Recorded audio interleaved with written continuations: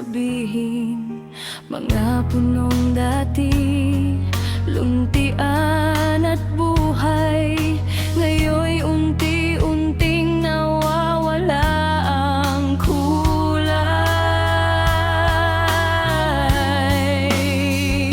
Hindi masama ang pag-abot sa pangarap kung kaligasa'y hindi natin nasasaktan sa bawat biyayang ating tinatanggap. May pananagutan, dapat pag-ingatan. Tayo na't kumilos, huwag nang maghintay.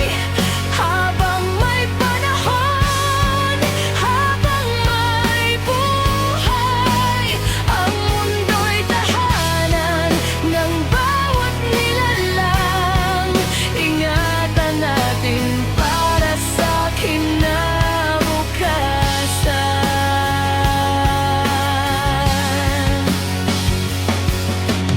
Ang mga batang darating bukas, ano kaya ang kanilang matatanaw?